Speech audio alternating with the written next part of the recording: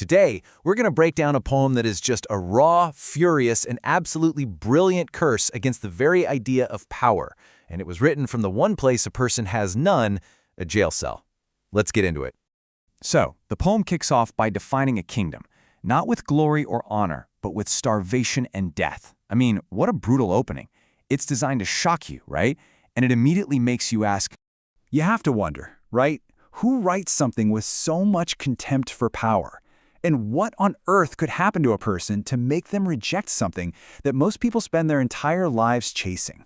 Well, to get that answer, we've got to meet the man behind these words. And we need to understand exactly where he was when he wrote them. So the man who wrote this was the Pashtun poet Ghani Khan.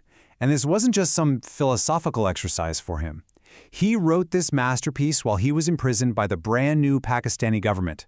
This was just a year after the violent partition of India, so it was a time of absolute political chaos. Ghani Khan, who was a huge advocate for Pashtun autonomy, was seen as a threat, so they jailed him without a trial and just stripped him of his freedom. Now, here's what's so fascinating about Ghani Khan. His whole life was a paradox. I mean, he was born into this incredibly powerful political dynasty. His own father, Bacha Khan, was a famous leader they called the Frontier Gandhi. So political power, maybe even a kind of throne, was basically his birthright.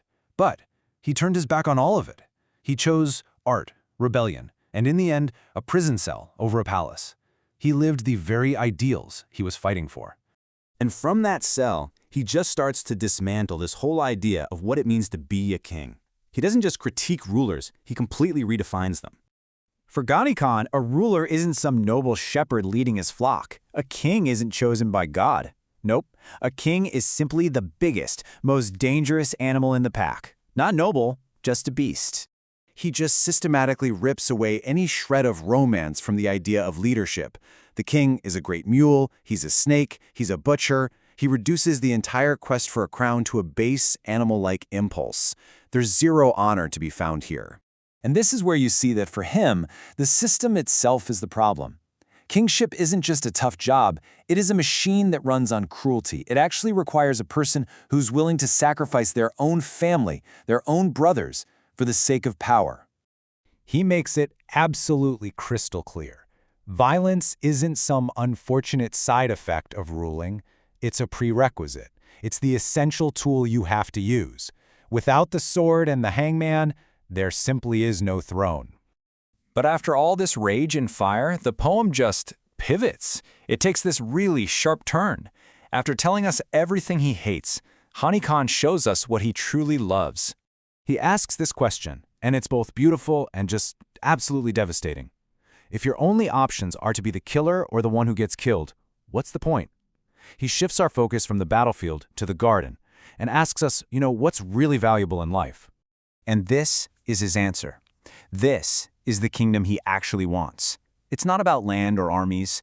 It's about love and nature and art. It's about having the time to write poetry and maybe be a little rebellious, to poke fun at religious authority and praise the simple joys of life. So, imagine someone offers you the kingship of the entire world. This is his response. It is not a polite no thank you. It is just utter, visceral disgust. He sees the world's greatest prize as nothing more than garbage to be thrown away. So how do you end a poem like this? Not with a final scream of rage, but with something way more subversive. A sarcastic, mocking prayer aimed directly at God. I mean, he is literally begging God to save him from the calamity of being given power. Think about that for a second. He sees being a king not as a blessing or a gift, but as a disaster, a catastrophe that you should avoid at all costs. So if he doesn't want this power, what's his big solution? Who should be carrying this terrible burden? Well, the poem's final lines deliver the ultimate insult. And there it is, the final punchline. Don't give the crown to me, he basically tells God. Find a donkey, a fool, an ass, and give it to them, because they're the only ones who are actually suited for it. It's just a breathtakingly defiant end to an absolute masterpiece of rebellion. So in the end, Ghani Khan leaves us all with this one searing question to think about. If a system requires you to be a beast, a butcher, and in the end, an ass, what is a crown truly worth?